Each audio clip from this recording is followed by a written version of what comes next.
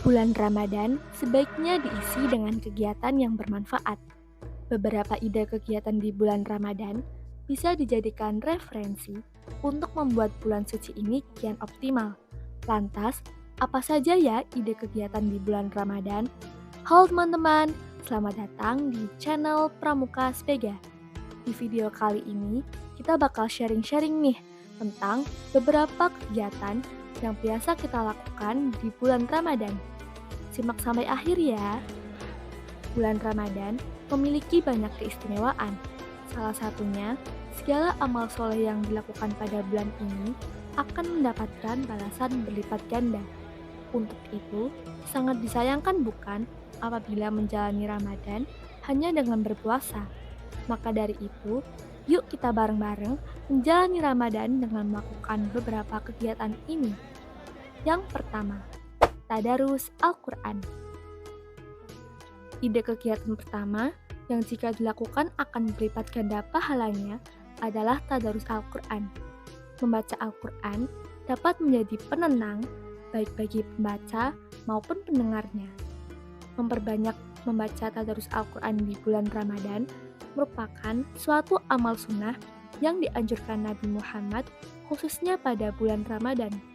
Hal tersebut sebagaimana kebiasaan Rasulullah yang dilakukan saat bulan Ramadan. Bulan Ramadan menjadi bulan yang selalu dirindu oleh umat muslim. Di dalam bulan tersebut, banyak sekali keistimewaan dan keberkahan yang telah Allah Subhanahu wa Ta'ala berikan. Salah satunya telah diturunkannya Al-Quran pada bulan yang mulia ini. Firman Allah Subhanahu wa Ta'ala dalam surat Al-Baqarah ayat 185. Bulan Ramadan adalah bulan yang di dalamnya diturunkan Al-Quran sebagai petunjuk bagi manusia dan penjelasan-penjelasan mengenai petunjuk itu dan pembeda antara yang benar dan yang batil. Yuk teman-teman, jangan lupa bertadarus ya.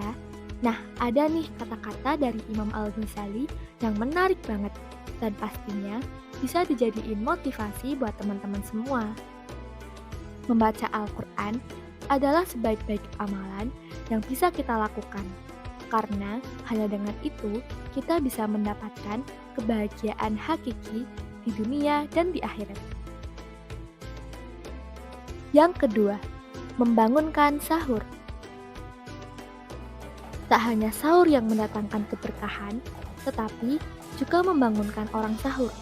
Kegiatan ini menjadi budaya orang Indonesia yang kerap dilakukan para remaja di lingkungan masjid hingga rumah warga.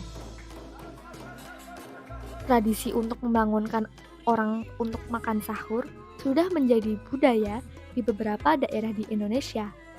Bahkan, beragam tradisi dilakukan beberapa daerah untuk membangunkan orang dengan cara yang berbeda. Contohnya, dari utara Jawa, warga di kawasan pantai utara atau Pantura menyebut tradisi itu dengan istilah komprekan. Namun, di kawasan Cirebon disebut obrok-burok. Warga Jawa Timur menyebut tetekan, dan di Semarang membangunkan orang sahur disebut deg-dugan. Pada bulan puasa, anak-anak dan para pemuda tidak akan tidur di rumah, melainkan di musola atau masjid.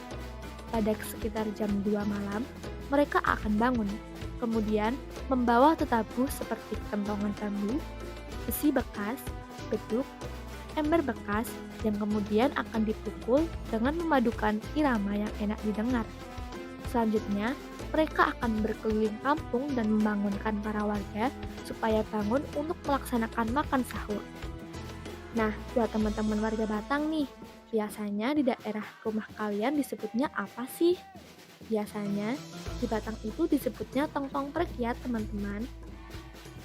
Jadi, tong-tong-prek itu tradisi membangunkan orang sahur di daerah Batang, Jawa Tengah yang umumnya menggunakan kentongan dan orang-orang pada teriak sahur-sahur. Yang ketiga, ngabuburit. Ngabuburit juga sudah sering dilakukan di bulan Ramadan. Ngabuburit adalah melakukan kegiatan hingga waktunya berbuka puasa. Nah, teman-teman pasti udah nggak asing kan sama yang namanya ngabuburit? Mimin yakin nih, pasti teman-teman udah pernah dong ngabuburit. Dan bagi teman-teman yang belum tahu, ngabuburit itu apa sih? Dan ngapain aja sih ngabuburit itu? Biasanya, ada yang mengisi waktu ngabuburit dengan nongkrong dengan. Ternyata, istilah ngabuburit berasal dari bahasa Sunda. Menurut Kamus Bahasa Sunda yang diterbitkan Lembaga Bahasa dan Sastra Sunda atau LBSS, kata ngabuburit berasal dari kalimat ngalantung ngadaguan burit atau bersantai sambil menunggu waktu sore. Asal-usul ngabuburit sudah ada dan menjadi tren menjelang buka puasa. Yang keempat, berbagi takjil. Takjil merupakan sebutan yang khas ketika telah memasuki bulan suci Ramadan. Takjil sendiri merupakan makanan ringan saat berbuka puasa, atau dalam Kamus Besar Bahasa Indonesia atau KBBI, takjil bermakna mempercepat dalam berbuka puasa, makanan dan minuman untuk berbuka puasa. Di Indonesia, takjil bukan sekedar hidangan semata, akan tetapi bisa menjadi kepedulian sosial, yakni banyak warga yang turut berbagi takjil kepada orang lain yang juga berpuasa. Dalam Islam, perbuatan tersebut bernilai ibadah dan akan mendapatkan pahala seperti orang yang berpuasa. Bentuk pemberian takjil pun beragam, seperti istri menyediakan hidangan kepada suaminya, ada juga yang memberikan kepada tetangganya, ada takjil yang dititipkan di masjid, musola, maupun tempat-tempat lain yang menyelenggarakan buka bersama, dan ada juga yang diserahkan di pinggir jalan raya. Yang kelima, ikut pesantren kilat. Pesantren kilat adalah kegiatan mendalami ilmu agama Islam dengan cepat atau secara kilat. Acara ini berisi dengan pendalaman-pendalaman ilmu agama Islam. Kegiatan ini biasanya ditemui di saat bulan Ramadan saja. Pelaksanaannya juga berbeda-beda, tergantung kebijakan setiap sekolah. Pada umumnya, pesantren kilat berlangsung dari pagi sampai siang hari di awal-awal bulan puasa. Ada yang menyelenggarakannya selama 2 hari bahkan 1 minggu. Biasanya, saat diadakan pesantren kilat, kegiatan mengajar belajar sehari-hari akan diliburkan agar siswa bisa lebih fokus mempelajari agama Islam. Layaknya di pesantren, peserta pesantren kilat diwajibkan mengenakan pakaian muslim, membawa Al-Quran, alat sholat, hingga alat tulis. Jadi, vibes-nya pesantren banget ya. Yang keenam, buka puasa bersama atau bukber. Nah, kalau dengar kata bukber, pasti teman-teman udah gak asing lagi kan? Bahkan, sekarang bukber itu jadi momen yang paling disukai dan momen yang paling ditunggu-tunggu pastinya. Apalagi, sekarang lagi hits banget nih, bukber tapi harus tiktokan. Dan pastinya, tiktokannya itu Velocipian bukan? Ayo ngaku. Bukber sudah identik dengan Ramadan. Pasalnya, kegiatan ini biasanya dilakukan di bulan Ramadan. Bukber artinya buka bersama. Orang-orang juga mengadakan bukber untuk silaturahmi dengan teman lama. Tapi, dari mana sih asal-usul tradisi bukber? Tradisi buka bersama telah ada sejak zaman Rasulullah SAW.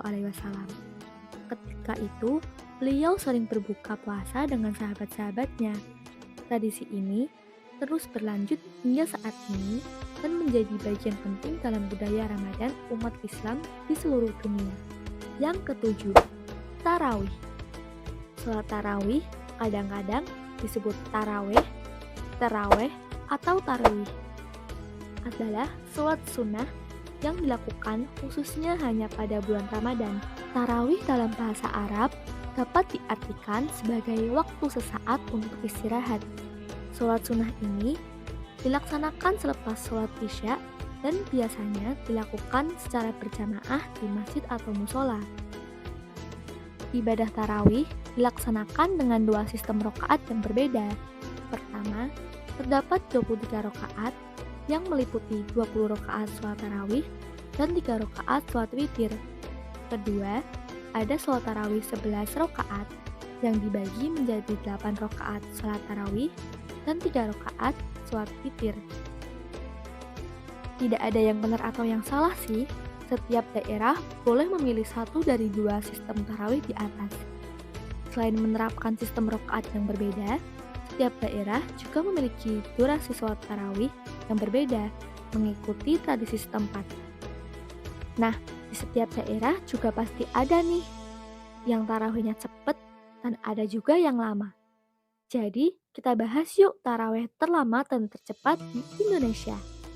Yang pertama, tempat sholat tarawih durasi terlama di Indonesia, Masjid Raya Qurra wal Hufaz. Sholat tarawih dengan durasi terpanjang dilaksanakan di Masjid Raya Qurra wal Hufaz yang berlokasi di Mandailing, Natal, Sumatera Utara. Durasi pelaksanaan sholat tarawih di sini bisa mencapai lebih dari 4 jam dengan total 23 rakaat termasuk witir. Alasan mengapa kegiatan sholat tarawih di tempat ini berlangsung lama karena pemimpin sholat atau imam masjid ini membaca keseluruhan ayat Al-Quran dari juz 1 hingga juz 30. Mengingat durasinya yang lama, pemimpin sholat di masjid ini bisa mencapai 5 imam secara berganti-gantian memimpin kegiatan ibadah. Kedua, Masjid Al-Fatah Temboro. Bagi yang ingin melaksanakan ibadah tarawih dengan pengalaman yang berbeda, kalian bisa coba beribadah di Masjid Al-Fatah Temboro. Masjid yang berada di Magetan, Jawa Timur ini memiliki jadwal tarawih yang tidak biasa, dimulai dari pukul 19.00 WIB dan berakhir pada pukul 3.00 dini hari. Durasi panjang sholat tarawih ini terjadi karena imam mengambil waktu untuk membacakan seluruh 30 juz dari Al-Quran. Di tempat ini, posisi imam dalam memimpin sholat tarawih dapat berganti hingga 4 kali. Kemudian, tempat sholat tarawih tercepat di Indonesia. Pertama, Pondok Pesantren Sirotul Fuqoha. Pondok pesantren ini adalah salah satu ponpes yang berada di Malang, Jawa Timur. Ponpes ini terkenal sebagai salah satu tempat sholat tarawih tercepat yang hanya membutuhkan waktu 8 hingga 10 menit untuk menyelesaikan 23 rakaat tarawih. Cepet banget ya teman-teman. Kedua, Pondok Pesantren Mambaul Hikam. Di Pondok Pesantren Mambaul Hikam, Jombang, Jawa Timur, mereka juga menganut konsep sholat tarawih ekspres.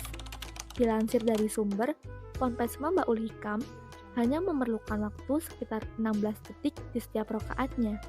Uniknya lagi, pengasuh pondok pesantren Mambaul Hikam, Kiai Haji Riyauddin Az-Zamami Zubaidi, mengatakan kegiatan sholat tarawih cepat telah menjadi tradisi selama lebih dari 1 abad. Nah, itu dia sedikit pembahasan tentang berbagai ide kegiatan di bulan Ramadan yang bisa dijadikan referensi untuk membuat bulan suci Ramadan kian optimal. Untuk teman-teman yang suka dengan video ini, jangan lupa like dan jangan lupa juga untuk komen dan subscribe ya. Untuk part selanjutnya, kalian mau minta bahas apa aja nih? Bisa komen ya. Allahu Akbar. La ilaha illallah.